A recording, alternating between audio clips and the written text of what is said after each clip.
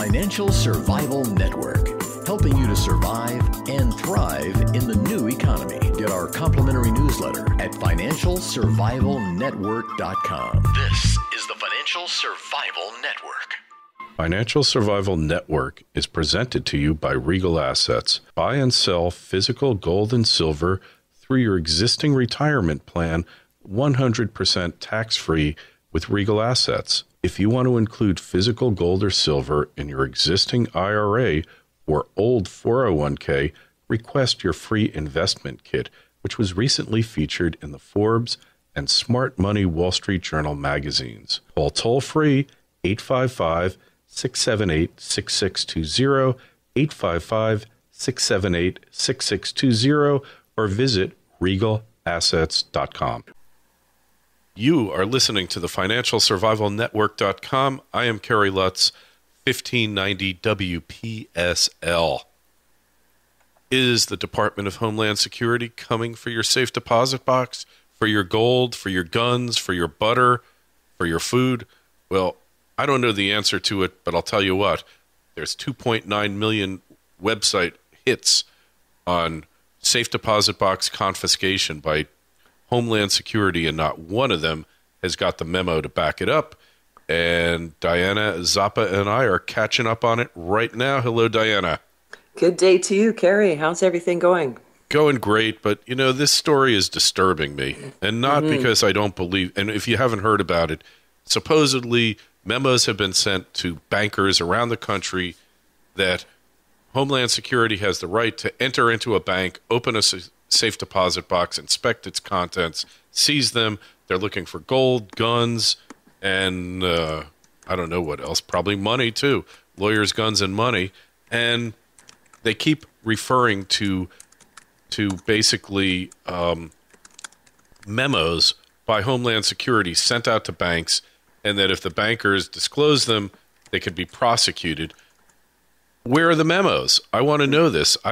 It doesn't strike me as implausible that Homeland Security would be doing this, that the government would be coming for your gold and your assets. They're stealing from you as we speak. But if this is true, where are the memos? Somebody must have a copy somewhere. If somebody talked about it, then they certainly would have given the person they were talking to a copy of the memo. No factual backup, no verification, and it becomes truth on the internet. And Diana, that I find disturbing. Well, I'm just actually looking through some of those search items, and it says that they're looking to verify, a lot of them, InfoWars in particular, verifying this post from the government, from a government source. I know David Icke. I mean, there's a number of people that are obviously discussing it, and it's completely all over the alternative news network. But I mean, these are things that I think are leading up to where we're headed. I mean, let's be honest. If they're going into your bank accounts and able to do that, I mean, just to follow up from Cyprus last week, I think that learning more about that. I mean, there's certainly a lot more discussion about moving in towards Europe, and I mean, even reading some of Doug Casey's material this week. I mean, he's just saying, get your money out of any kind of a bank account that you have in Europe. Hey, well, it's interesting, Diana. People who were alive during the Depression, and there aren't that many now, my grandparents, all had an innate distrust and just really held banks in poor regard because they remembered the 9,000 banks in the United States that closed their doors during the Depression. And because the average American and world citizen has been so dumbed down, they don't know about this little thing, and I've been harping on this, called fractional reserve banking, which means that the bank gets your money in, and let's not talk about a CD, a 3-year CD or whatever, long-term deposit, savings deposit. Just talk about demand accounts and currency that you deposit with them. The average individual says, oh, I just go there and they have the money. Wrong. Under fractional reserve banking, they only keep a percentage, 5 to 15%, depending how you calculate it, of your money is at the bank at any given times. And you cannot just go get your money out. If everyone else who's got their money on deposit in the bank did the same thing, you would have Cyprus. That's what you have to understand. Fractional reserve banking is only as good as the Fed's willingness to print unlimited amounts of money so that you can get your money. Well, we've had this discussion too in the past. I mean, they have bank limits. I mean, some people have 500 a day, 1,000 a day, 2,000 a week. I mean, whatever your limit is set at, I mean, I think it's dependent on you as a person and your relationship at the bank, how you manage your funds through that. The majority of people just accept what the bank says, oh, this is your daily limit. You can only have $200 a day. So if you don't go and, sort of challenge that, then you're faced with whatever the bank hands out to you, right?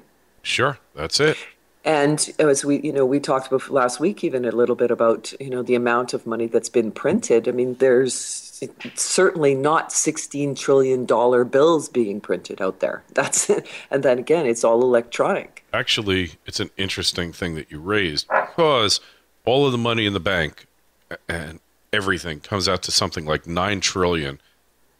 Our debt, public debt, government debt is 16 or getting close to 17 trillion. When you add in the private debt, we come up to 54 trillion. So there's not enough money in the bank to pay off all those debts. No. So presumably, if I paid you and then you were going to pay your debt and then the person you gave it to paid theirs, obviously a large portion of debts would be able to be paid off, but not the whole kit and caboodle. Hence bartering. Yeah, well, we might very well be reduced to that. And that is a great point that you raise. There are barter networks. I've kind of dabbled in them. I've never gotten into it.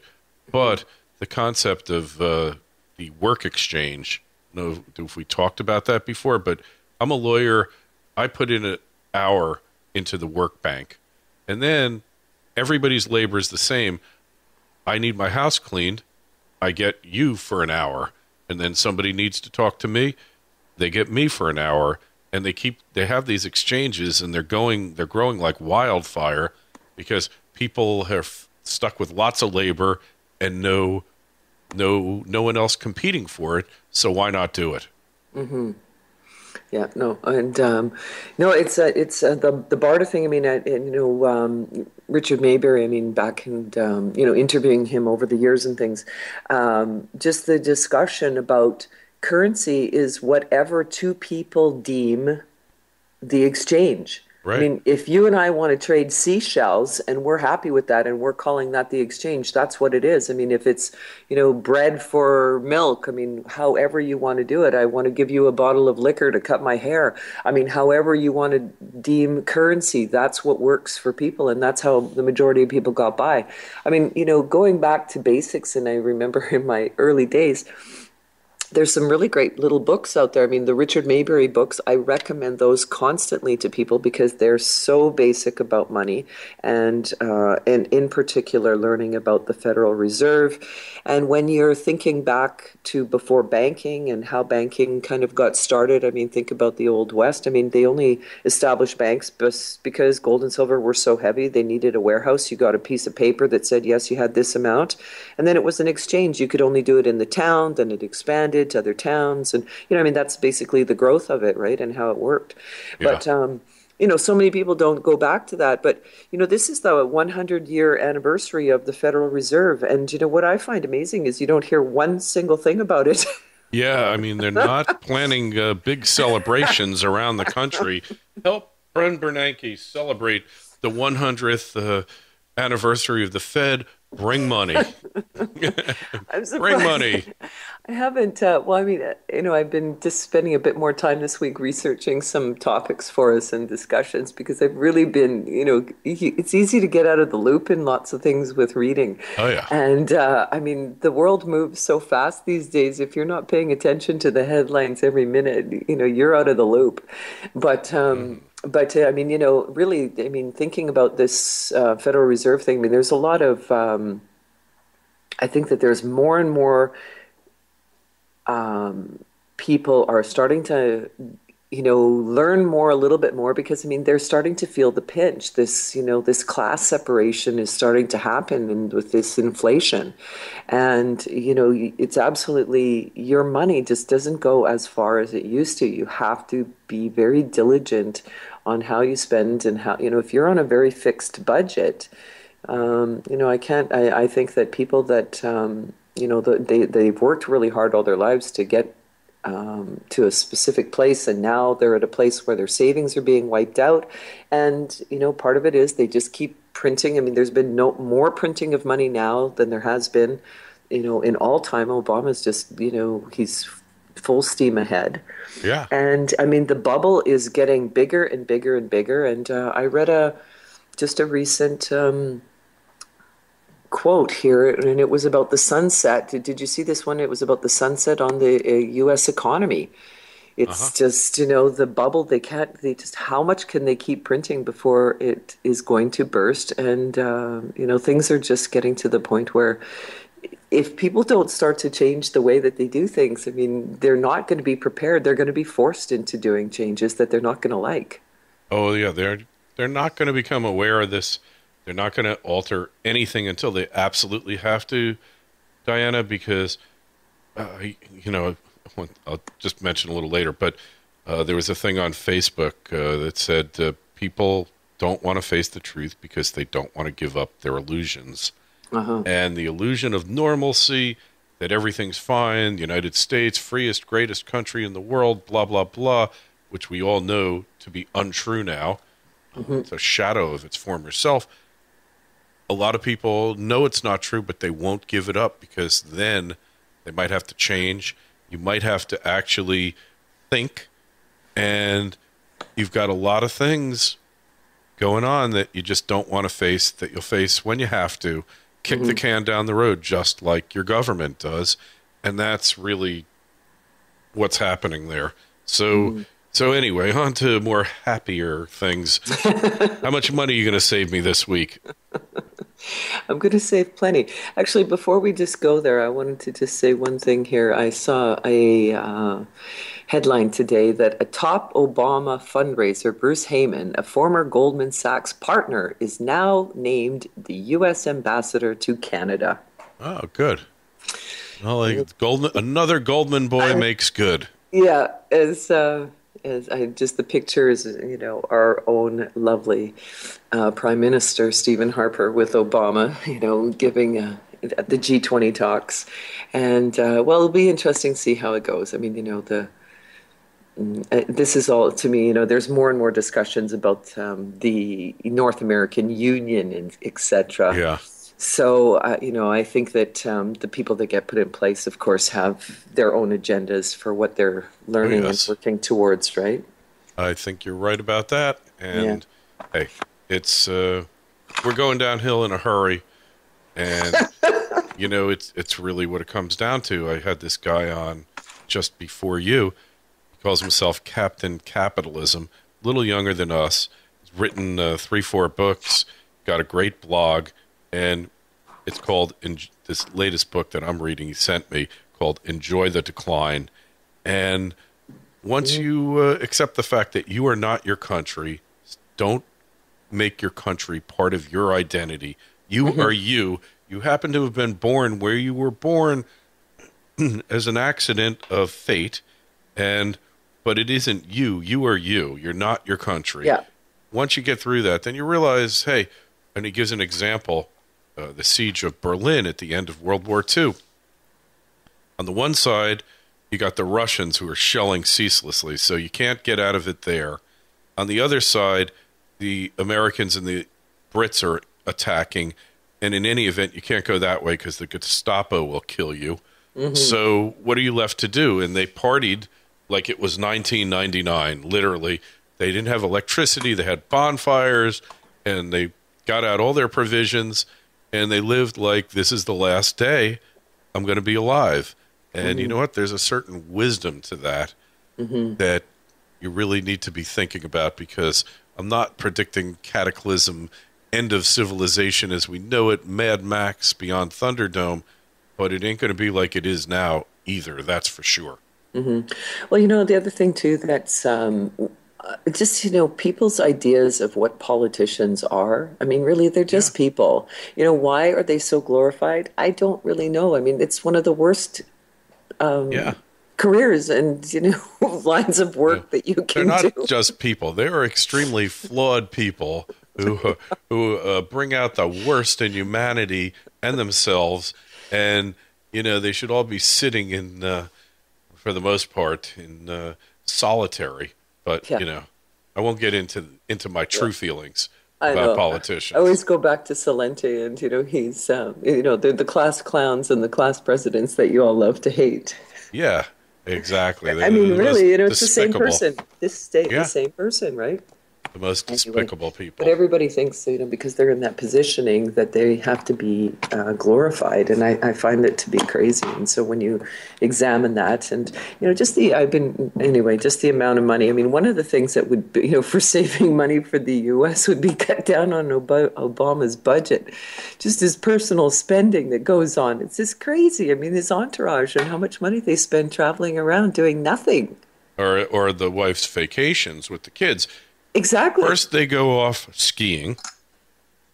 Or no, Yep. first they go to Atlantis in the Bahamas, and then they're back someplace, I don't remember where, skiing, and all mention of this is excised from the entire mainstream media.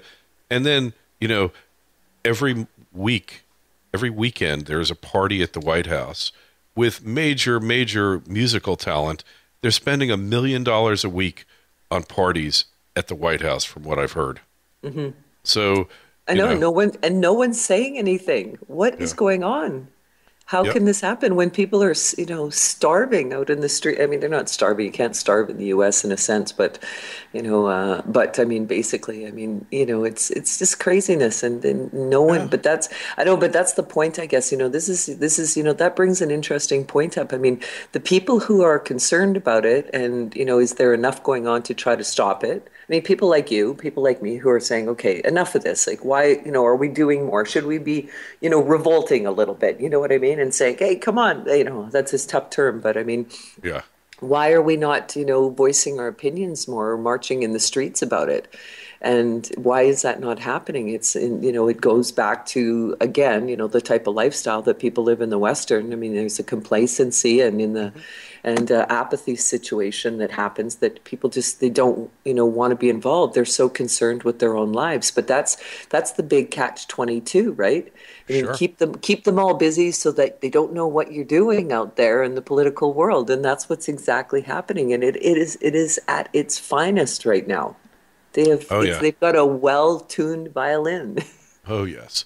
So on Okay. that note, let's get on to less serious things, or actually Yeah, more like serious. more serious things about saving your money. How can you save your Yeah. money? Okay, well, last week I had such a laugh when I thought about turning down the thermostat because, you live in Florida, so you don't even need to worry about your thermostat, In basically. the summer, I do.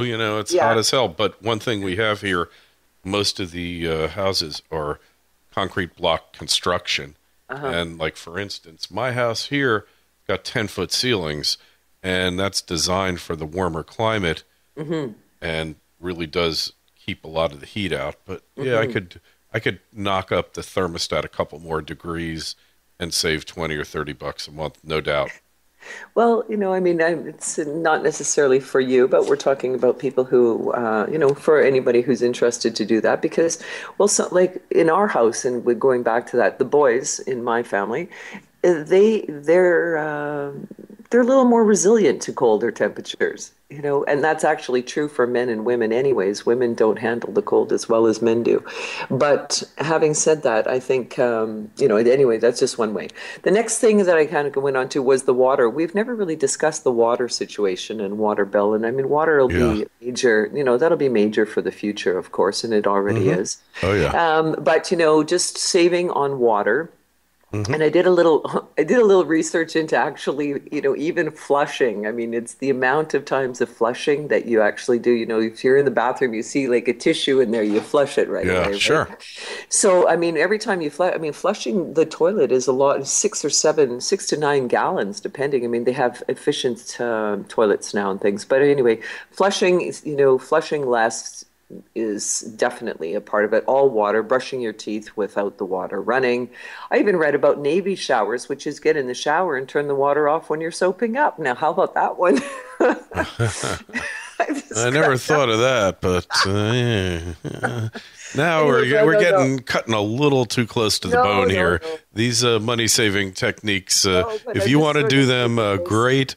But I'm keeping the water on, and I will, however, on occasion shower with a friend to save some water.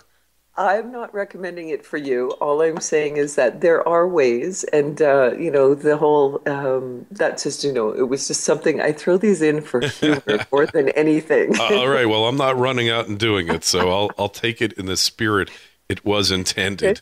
Okay. All right, and then the dishwasher, of course. I mean, if you have a smaller family, like here at home now, just if the two of us are just home, then I wash my dishes and don't run the dishwasher all the time. But dishwashers use quite a bit of water as well, right?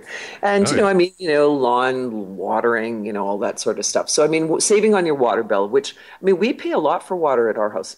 We pay at where we live, our water bill is like $3,600 a year. Really? So, depending, I mean, if you're in a house, then, and you have appliances and you've got, numerous bathrooms, that type of thing, watching your water bill, you could probably cut back on probably a good, $300, $400, $500 if you're more careful over the course of a year. Sure. So if you're living in a condo and you don't have to pay for your water, well, that's a different situation. But anyway, just thought I'd put that one out there. That makes sense. Makes a lot of sense, for sure.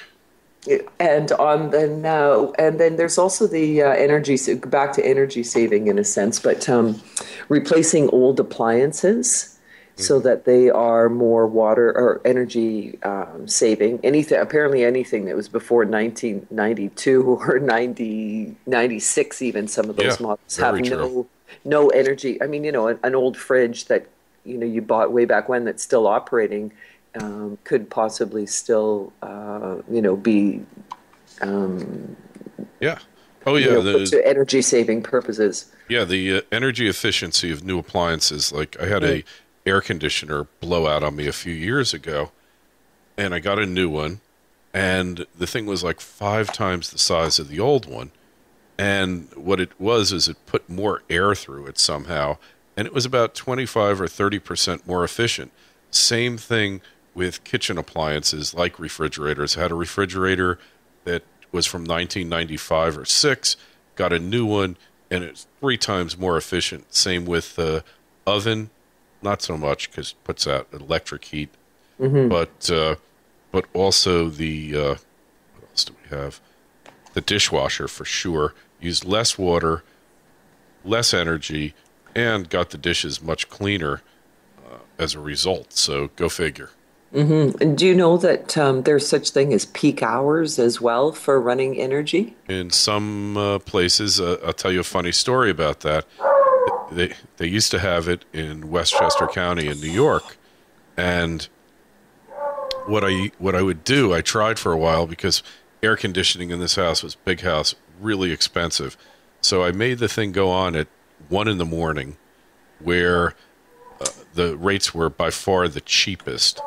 And what I do is I would bring the temperature down to about 62 degrees, and then it would stay cool until late afternoon when the air conditioning would kick on, except that my wife and kids were like screaming at me, "It's too cold in here. I can't function if it's 62 degrees in the house." So, and it saved a fortune because the rates off peak were about 1/10 what they were during peak hours in the summer, but unfortunately it wasn't viable. Well, that's my dog Huey barking in the background outside there at something. Sorry about that. That's okay. He says hello. He wants to be part of the show. Or we'll have him on next week. He is on energy saving mode. That guy, boy, is he sleeping a lot. When Connor's not home, oh man, he just lays in his room. Depressed. It's just crazy. Yeah, he's depressed. I think it is. That's funny. So, okay, so yeah, so those were I thought really good ones, and then I kind of moved in. I've got another one here, just going into doing regular car maintenance. Well, So, Obama said if you kept your tires inflated, we wouldn't have an energy problem in the U.S. when he was running for office the first time, which was totally idiotic. I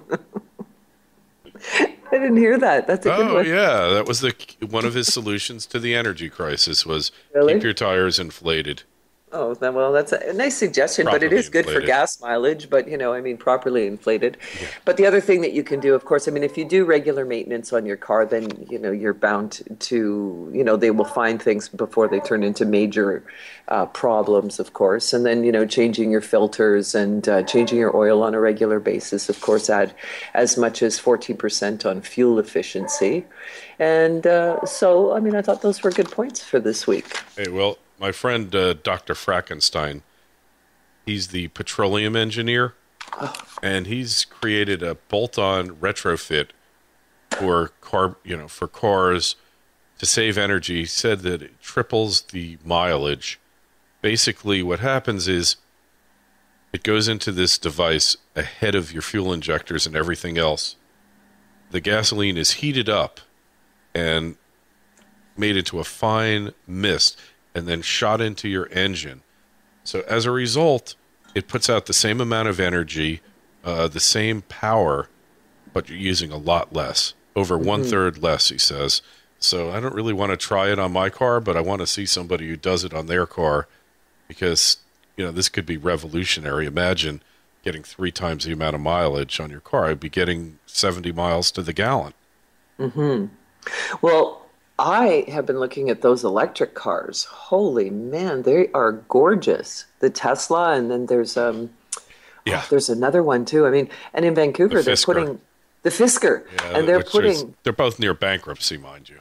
I know, but boy, I mean, they're really great looking cars, and I was just in Vancouver. Apparently, they're putting in places where you can plug in electric cars coming up here. I mean. Yeah, you'll have to settle for a Volt, which actually got a bad rap, good car, and with the tax credit that you get in the U.S., $7,500. The problem was that they made it a Chevy instead of a Cadillac or a Buick, and as a result, can't give the things away. But the fact of the matter is, if you travel less than 40 miles a day, you can be in a position of never using gasoline, and the performance is decent. Car is well built. It's a good product. It just got killed by the media. Why do you think that is? Why are they killing? Why is the media doing that? Because, It's just when the government's spending so much time trying to push it. That's why. Well, the media. It's a bit of a contradiction there, isn't it? The media hates GM and always has. And the bailout of GM soured a lot of the population on the company even further. It did. So those factors, and people that buy Chevys don't want to be on the bleeding edge of technology. Whereas if you're buying a Cadillac or a Buick, a higher end, you want to be snob appeal. You want to show that you're like, oh, I'm so ecologically conscious. People who buy Chevys, other than Corvettes, they just want to get from point A to point B in an economical fashion, which when you don't take into consideration the gas savings over a 5-year period or 7 years that most people own a car for, really wasn't apparent on the Volt. And it's really a shame because it was really revolutionary. It still is. There is no electric car on the market the equal of the Volt. And I'm not a pro-GM person. I don't like crony capitalism. Against the bailout, the car wouldn't exist but for Obama. So if you're going to buy or get a free Obama phone, maybe they need to give you a free Obama car too. Okay, I'm going to leave that as is. I didn't mean to go off on it, but because it's a shame, because I know Bob Lutz, not a relative, but I call him Uncle Bob. We've corresponded many times, and he was single-handedly pushed this car through. He's still working for GM. The guy is brilliant when it comes to cars, He's controversial. And this thing was really a giant leap forward. But anyway, enough of that. More basic things. Going back to our Groupons here. They have a thing here called, which I can't find it now. Darn it. Hold on. It's called Now Deals. And you go to them and restaurant can't fill itself up. They'll give you $40 off or $25. Whole bunch of different things on these Now Deals. They're pretty cool. There's a debate raging in single circles whether it's appropriate to use a Groupon on a date. As far as I'm concerned, it's always appropriate to use a Groupon. Don't worry about it. Totally agree. Save money. I mean, it's about, you know what? The more money you save on going out for dinner, the more times you can go out for dinner. You got it.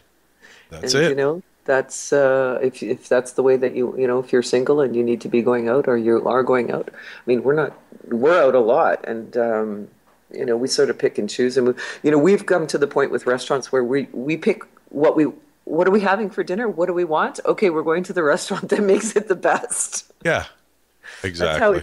And we've all experienced, you know, going out enough. I think that, you know, it's kind of comes down to the menu item. Yeah. Hey, we got another site for saving money at restaurants called restaurant.com. Now they've incorporated reviews on there. So if you see that somebody's getting 4.5 stars on restaurant.com, you know that it's probably pretty decent. And sometimes it's so cheap. And then anytime you do takeout, anytime you have stuff delivered to your house, go on the restaurant's website and see if they got coupons there. They often do. And same thing with dry cleaning. Like the dry cleaner around the street from me that I use, they say we'll honor competitors' coupons. Right. So I look for the competitors' coupons, and that's what I use. So something to think about. In any event, Diana, I'm going to be what else you got? I was just going to say on the takeout factor, oftentimes they will give you a discount 10 or 15% if you pick it up, if you're ordering takeout. Yeah. Around here they do anyway. Yeah, well, in my old town, they used to charge $7 for a delivery fee, which I thought was outrageous because they just couldn't get away with that in many towns. It has to be pretty well-off town for them to pull that crap, but we paid it. But, yeah, you go there, you save money, plus you save the tip for the driver. Doggy, be quiet. So anyway, you save the tip for the driver, and it could be substantial. If you're ordering $50 order or more, you could save 20% for getting up off your butt and doing something. Yeah. So next week, I am off to Vegas Friday for the National Association of Broadcasters. I think I mentioned syndicating the show on terrestrial radio, so going out to make some contacts there. But we will talk to you again next Thursday. And don't forget, financialsurvivalnetwork.com. Sign up. Don't forget, we're having the Liberty Mastermind Symposium June 28th, 29th in Dallas, located in the Republic of Texas. Link will be up on the site very shortly. Very good. I am working towards getting there. All right. Well, okay.